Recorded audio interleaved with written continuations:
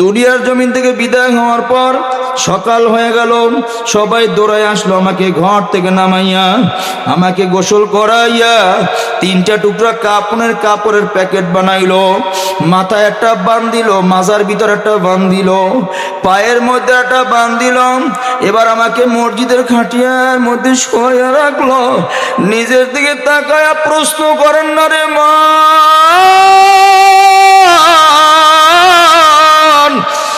নিজের কেমন দেখা যায়? এমন আজ বোঝো আর না বোঝো, এমন কিন্তু হবে হবে। আল্লাহ পাকের বান্দারা, এবার আপনাকে আমাকে ঘরের আঙিনার ভিতরে ফেলায় রাখলো। মানুষ আসে, আমার কাপড় সরাইয়া মুখখান দেখে, কই আমার সুখের সংসার, কই শখের বাড়ি, সব পইরা রইল। সুখের বাড়ি শখের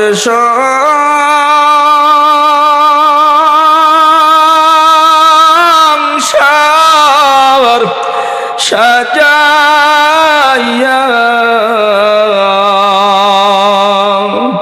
যাইতে হবে এই দুনিয়া সারিয়া, যাইতে হবে এই সব কিছুই সারিয়া। প্রাণ পাখি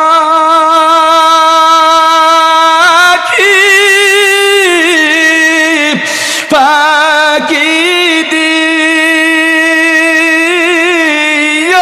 যেদিন চলিবে, শূন্য খাঁচা এই জমিনে পড়ে রবে, শূন্য খাঁচা এই জমিনে পড়ে রবে। লাস্টিয়া আমার থাকিবে পরে বাড়ির আঙিনায়, ছেলে মেয়ে কাঁদবে তারা আমি না থাকায়, বন্ধু বান্ধব কাঁদবে তারা আমি না থাকায়। ওই অন্ধকার কবরে আপন হবে কে? জোরে বলেন না কে? আল্লাহকে আপন বানাই আল্লাহর কবরে যাব, 5 ওয়াক্ত নামাজ পড়বো, আল্লাহর হুকুম মানবো, নবীর তরিকা মতো চলবো। কে কে তওবা করতে রাজি? নারায়ে তাকবীর।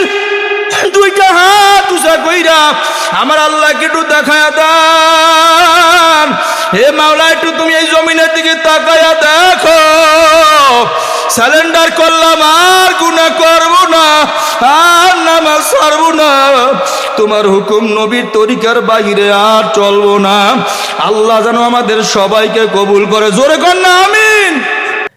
নামাজে নামাজিরে সব অন্যায় থেকে ফিরায়। যেই নামাজিরে সিনেমা থেকে ফিরায় না, এখনো ওই নামাজির নামাজ হয় না। যেই নামাজিরে এখনো গান থেকে ফিরায় না, ওই নামাজির নামাজ এখনো হয় না। ওই যেই নামাজিরে এখনো ঘুষ থেকে ফিরায় না, ওই নামাজির এখনো ঠিক হয় না। কথা কয় না। নামাজ লাগবে কাদের মতো? আর একটু জোরে কর না। তওবা লাগবে, এই তওবা করব, তওবাটাও লাগবে সাহাবীদের মতো।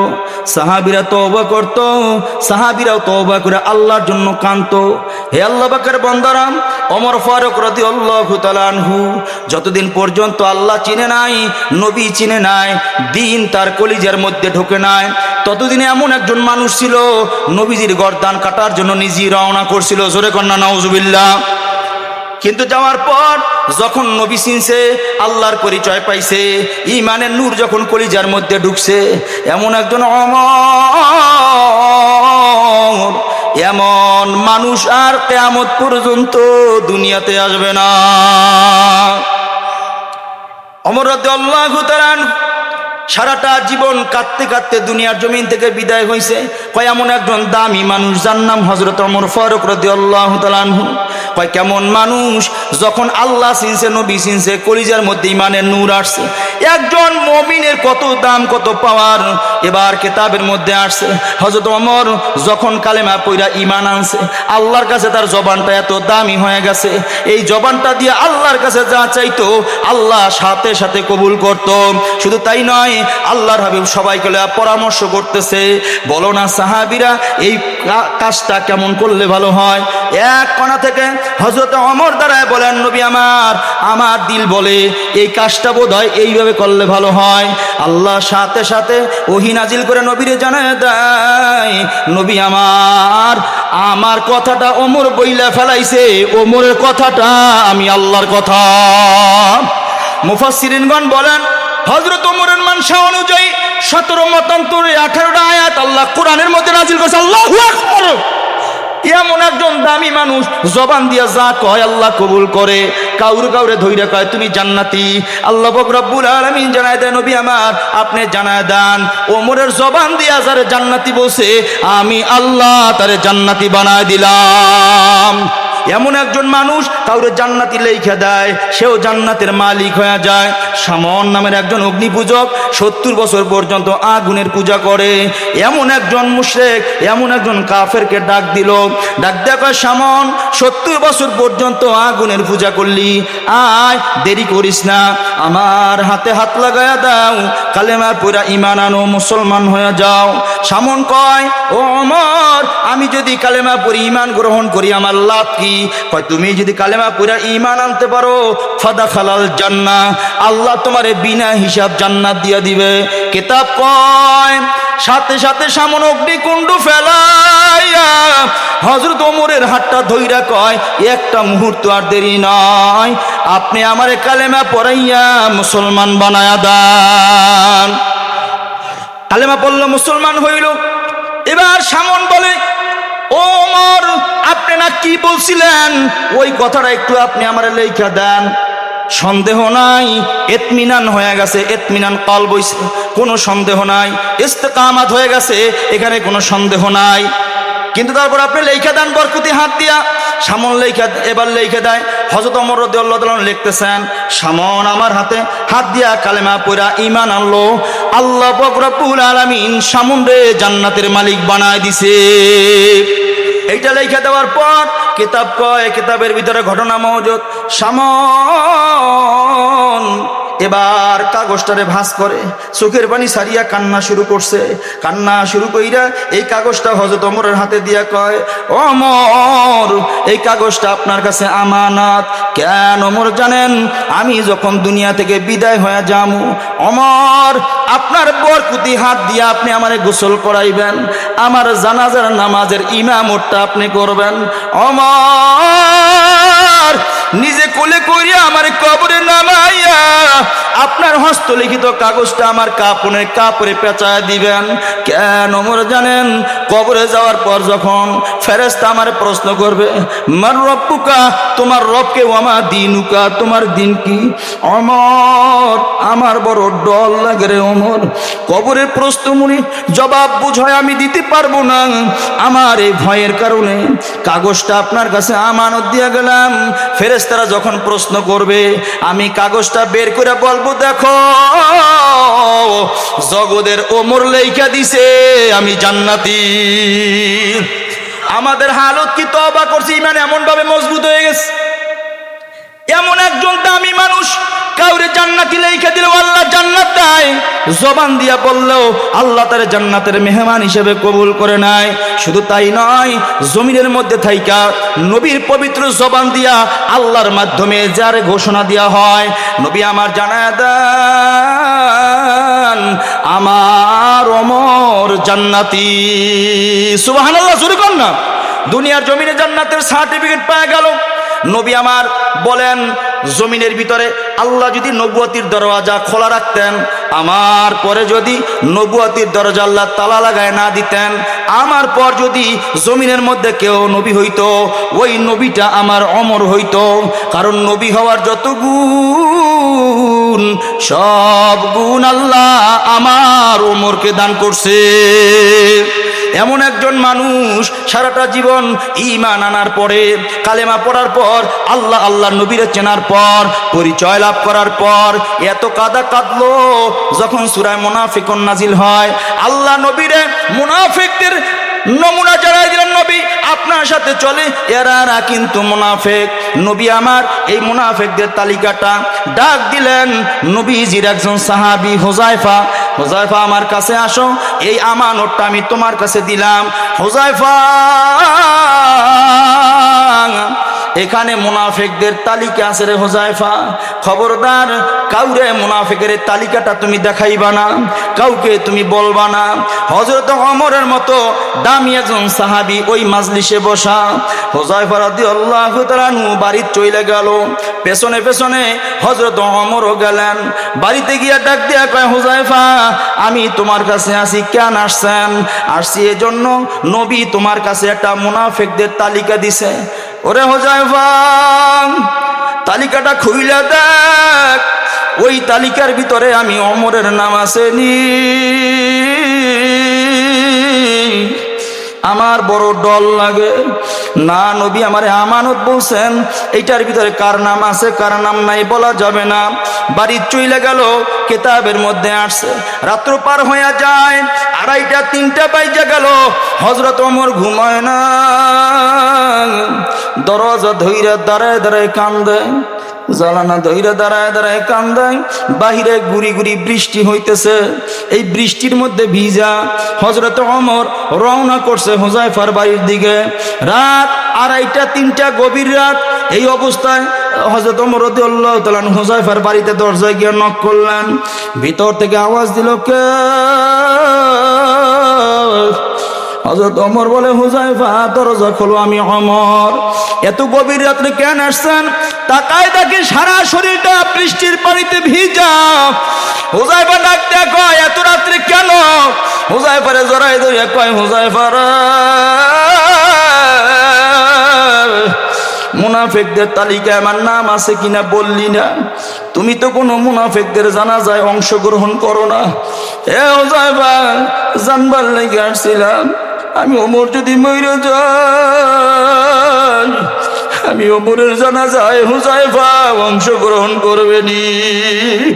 হে আল্লাহ বাকির বান্দারা, ঈমান আসার পরে, আল্লাহ রাসূলের পরিচয় পাওয়ার পর তাদের ভিতরে এত পরিবর্তন হয়ে গেল, আমাদের যে কি হালত হয়ে গেল। না, জড়ায় ধরে কাঁদে আর কয়, জগতের মধ্যে আপনার জানাজায় যাব না তো কার জানাজায় যাব? এমন একজন মানুষ মন মানে না। যখন দুনিয়া থেকে বিদায় হয়ে গেল, বর্ণনাকারী বলেন, হযরত ওমরকে গোসল করানোর জন্য আমরা গেলাম। হযরত ওমরকে পানি দিয়া গোসল করাইতেছিলাম, সারা শরীরে পানি দিয়া গোসল করাইতেছি। হযরত ওমরকে যখন আমরা করলাম পিঠের মধ্যে পানি দেওয়ার জন্য, পিঠের মধ্যে পানি দেওয়ার সময় খেয়াল করে দেখলাম হযরত ওমরের পিঠের মধ্যে বড় বড় চাবুকের আঘাত দেখা যায়, বড় বড় বেতের আঘাত দেখা যায়। কিছু আঘাত নতুন, কিছু আঘাত পুরাতন, এমন অনেক আঘাত দেখা যায়। বর্ণনাকারী বলেন, কাপড়ে কাপড়ে প্যাকেট বানাইয়া সন্তানকে জিজ্ঞাসা করলাম, বাবা তোমার বাবাকে কেউ কি আঘাত করছেনি? না, আমার বাবা এমন কোনো অপরাধ করেন নাই যে কারণে আমার বাবাকে আঘাত দিতে হবে, তবে তোমার বাবার পিঠের মধ্যে কেন আঘাত দেখলাম? সন্তান বলে, জানি না, তবে আমার বাবার জীবন ডায়েরি আছে, জীবন ডায়েরিতে আমার বাবা সব লেখা রাখতো, নিয়ে আসো জীবন ডায়েরি, আমরা একটু দেখব। জীবন ডায়েরি আনলেন। বর্ণনাকারী বলেন, আমরা যখন পৃষ্ঠা উল্টাইলাম, প্রথম পৃষ্ঠার মধ্যে লেখা দেখি হযরত ওমর নিজের হাতে লেখা।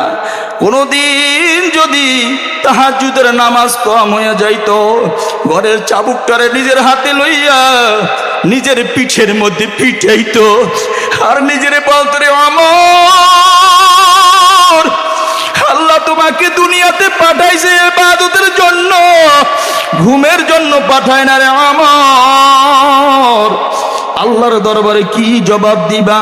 পৃষ্ঠা উল্টাইলেন, অপর পৃষ্ঠার মধ্যে লেখা, কোনদিন যদি জিকির কম হয়ে যাইতো, তেলাওয়াত কম হয়ে যাইতো, নিজের ঘরের ছড়ি বা লাঠি নিজের হাতের মধ্যে লইয়া নিজের পিঠের মধ্যে পিটাইতো আর নিজেরে বলতো ওমর আল্লাহর দরবারে দাঁড়াইয়া কি জবাব দিবা?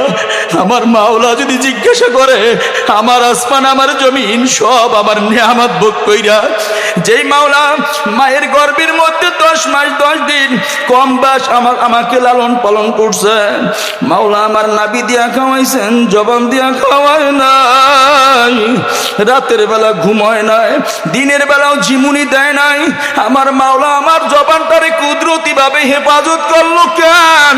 কয় আল্লাহ পবিত্র, আল্লাহর নাম পবিত্র, এই জন্য আমার মাওলার জবানটাও রাখলেন পবিত্র। দুনিয়ার জমিনে আইসা এই পবিত্র জবান দিয়ে আল্লাহ আল্লাহ বইলা ডাকবে, আল্লাহর কালামের তেলাওয়াত করবে। হে আমার আল্লাহর দরবারে দাঁড়ায় কি জবাব দিবা? এই চিন্তা চিন্তা দুনিয়া থেকে বিদায় হইল। কিয়ামতের ময়দানে তারাও তো উঠবে, আপনি আমি তো উঠব। আমার মাওলা যদি বলে ইউনুস নামাজের পোটলা দাও, নামাজের পোটলা দিলাম। আমার নামাজের পোটলা যদি সাহাবীদের নামাজের সামনে খোলা হয়, প্রশ্ন করেন আমি কি ওই নামাজ দিয়া জান্নাতে যাইতে পারবো কিনা? রোজা যদি ওইভাবে মিলানো হয়, আমার রোজা দিয়ে কি আমি জান্নাতে যাইতে পারবো কিনা? এই জন্য হাতে পায়ে দুইটা সর্বশেষ নসিহত রাইয়া গেলাম। এখনো বলি তওবা করেন, খবরদার আমার মাওলার পরিচয় না নিয়ে আমার মাওলার কবরে যায়েন না। মন কেন বোঝে না? আমাকে আমার শরীর কত সুন্দর বয়ান করে বুঝায়। সেদিনও তাকায় দেখলাম, আজকের আমার ইয়ামিন ভাই বলতেছে হুজুর আপনার দাড়ি দিকে পাইকা গেল। ইয়ামিন ভাই বলতেছে আপনার দাড়ি চুল দিকে পাইকা গেল। কথাটা শুনে আশ্চর্য হইলাম। আরে আমার চুল দাড়ি আমারে বয়ান করে বুঝায়, কাঁচা দাড়িগুলো সাদা হয়ে যায়, সাদা দাড়ি আমাকে বুঝাই ইউনুস হায়াত বুঝি ফুরাইয়া যায়। কাঁচা দাড়িগুলো সাদা হয়ে গেল, তুমি বুঝি দুনিয়া থেকে কখন বিদায় হয়ে যাও। চোখের পাওয়ার আস্তে আস্তে কইমা যাইতেছে। চোখের পাওয়ার আমাকে বুঝায় আগের মতো চোখের পাওয়ার তো এখন আর নাই, তার মানে চোখের পাওয়ার কইমা যাইতেছে। চোখের পাওয়ার আমাকে বুঝায় হায়াত কিন্তু ফুরাইয়া যায়। দেহের শক্তি আগের মতো নাই, দেহ আমাকে বুঝায় এই বুঝি সময় পার হয়ে গেল। সকালের সূর্য আমাকে বয়ান করে, দেখো আমি যখন উদিত হই কত আলো, অন্ধকার যখন অস্ত যায় কত অন্ধকার। আমাকে সূর্য বয়ান করে, এ দুনিয়ার মানুষ তুমিও দুনিয়াতে আসছো কত আলো, কত নাম, কত সুনাম। আবার এমন একটা দিন আসবে নামের উপর অন্ধকার হয়ে যাবে। এই জন্য বলি খবরদার ইমানকে মজবুত করেন। ইমান মজবুত না করি আমার মাওলার কবরে রওনা করিয়েন না। কারণ যেই কবরে মা বাবা কেউ না, আর জ্বালানা দরজা কিছু নাই, আর ভাগিয়া যাওয়া যাবে না। দুনিয়ার জমিনে কত চালাকি করি, কবরে যাওয়ার পর কিন্তু কোনো চালাকি চলবে না। মৌতের কথা বেশি বেশি স্মরণ করেন। কোন সময় মালাকুল মউত দাঁড়ায় যায়, ইমানটা ভালো করে মজবুত করেন। মওয়াতের উপর বিশ্বাস করার নাম ইমান। এবার জোরে ইমানি আওয়াজে বলেন মওয়াত হবে কি হবে না? আরো জোরে বলেন না মওয়াত হবে কি হবে না? মরা লাগবে কি লাগবে না? মরা যদি লাগে মরবো কবে বলেন?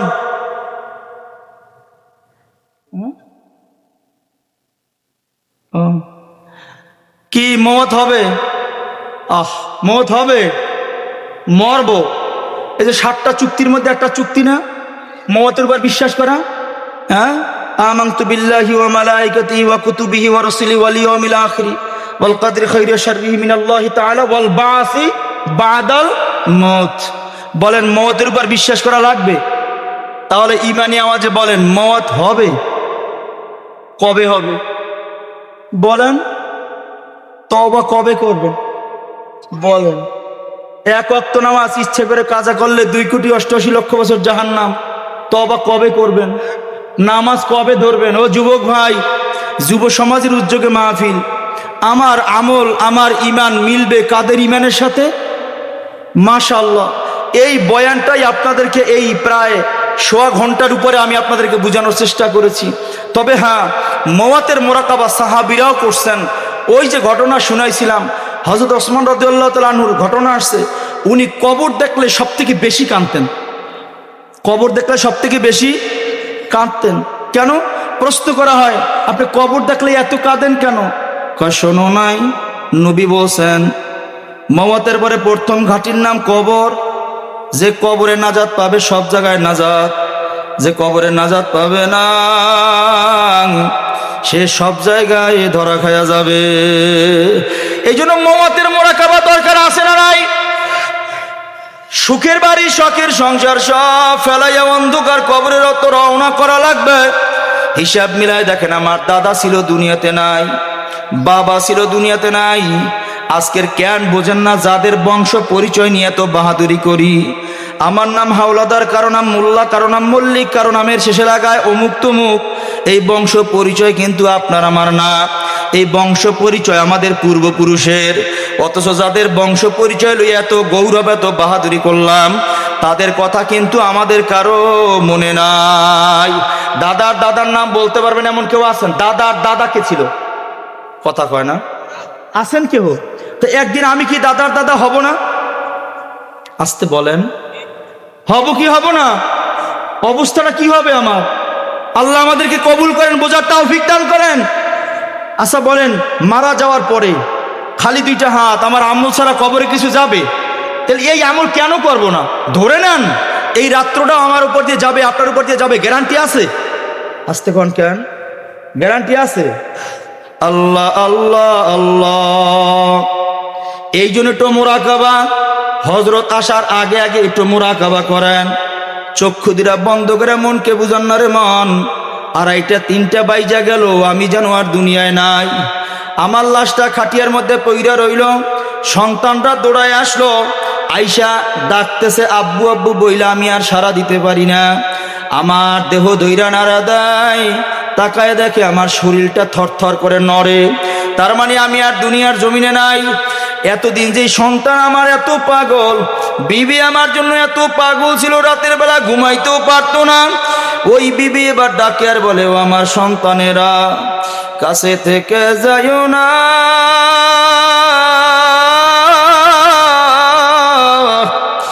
তোমার আব্বুর মরালাস একা পাহারা দিতে পারবো না। সন্তান ডাকে আর বলে, আম্মু কাছে থেকে যাইও না, আব্বুর মরা লাশ একা পাহারা দিতে পারবো না। আজ এই সন্তান আমার জন্য পাগল, মনকে বুঝান না। ও মন, মওয়াতের উপরে এখনো বিশ্বাস কেন হয় না? ঘর থেকে আমাকে নামাই দিবে, ওই সুখের বাড়ি শখের সংসারে আর রাখবে না। আশেপাশের লোকজন দৌড়ায় ছুটে আসবে, এবার বিবি বলবে লাশটার একটু বাহিরে নামায় দাও। মনকে কেমনে বুঝাইলে বুঝবেন জানি না। দুনিয়ার চাকচিক্যের মধ্যে পইরা কত কিছুরে সাজাইলাম, কত সুন্দর একটা পোস্টার বানাইলো, কত সুন্দর ডিজাইন, কতগুলো নাম, দেখতে কত আকর্ষণ। অপর পৃষ্ঠা দেখেন একেবারে সাদা। হে আল্লাহর বান্দারা, এটা হলো দুনিয়া, এটা হলো আমার আখিরাত। দুনিয়াতে একটা বিবি লাগবে, কত সুন্দর বিবি তালাশ করার জন্য কত বাড়ি বাড়ি ঘুরলাম। দুনিয়াতে একটা চাকরি দরকার, এই চাকরি দিয়ে আমি দুনিয়াকে রঙিন বানাইলাম। এই জন্য কত অফিসারের পা ধরলাম, কত মানুষকে টাকা নাস্তা খাওয়াইলাম। দুনিয়ার জমিনে একটা ব্যবসা দরকার, কত কষ্ট ক্লেশ করলাম, দুনিয়াকে আমি রঙিন বানাইলাম। দুনিয়াতে একটা বাড়ি লাগবে, কত সুন্দর বাড়ি বানাইলাম, দুনিয়ারে রঙিন বানাইলাম। দুনিয়াতে গাড়ি লাগবে, কত সুন্দর গাড়ি কিনলাম, দুনিয়াটারে রঙিন বানাইলাম। আখিরাতের দিকে তাকায় দেখেন আমার নামাজের হালত কি, আখিরাতের পৃষ্ঠাগুলোর দিকে তাকায় দেখেন আমার রোজার হালত কি, আখিরাতের পৃষ্ঠাগুলোর দিকে তাকায় দেখেন আমার তেলাওয়াতের হালত কি, আখিরাতের পৃষ্ঠাগুলো উল্টায় দেখেন আমার জিকিরের হালত কি। কারণ কবরে যাওয়ার পরে এগুলো আমার পরিচয় চলবে না। কবরে আমল নিয়ে যাবো, ওই আমল ছাড়া আর কোনো কাজে আসবে না। দুনিয়ার জমিন থেকে বিদায় হওয়ার পর সকাল হয়ে গেল, সবাই দৌড়ায় আসলো আমাকে ঘর থেকে নামাইয়া, আমাকে গোসল করাইয়া 3টা টুকরা কাপড়ের প্যাকেট বানাইলো, মাথায় একটা বান্ধিল, মাজার ভিতর একটা বান্ধিল, পায়ের মধ্যে একটা বান্ধিল। এবার আমাকে মসজিদের খাটিয়ার মধ্যে শোয়া রাখলো। নিজের দিকে তাকায়া প্রশ্ন করেন না রে মা,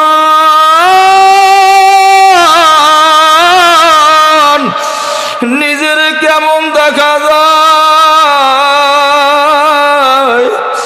এমন আজ বোঝো আর না বোঝো, এমন কিন্তু হবে হবে। আল্লাহ পাকের বান্দারা, এবার আপনাকে আমাকে ঘরের আঙিনার ভিতরে ফেলায় রাখলো। মানুষ আসে, আমার কাপড় সরাইয়া মুখখান দেখে, কই আমার সুখের সংসার, কই শখের বাড়ি, সব পইরা রইল। সুখের বাড়ি শখের সংসার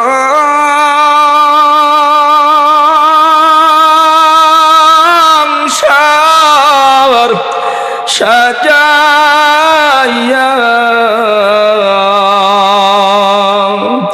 যাইতে হবে এই দুনিয়া সারিয়া, যাইতে হবে এই সব কিছুই সারিয়া। প্রাণ পাখি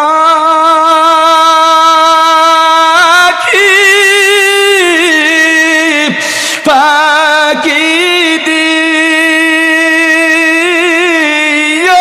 যেদিন চলিবে,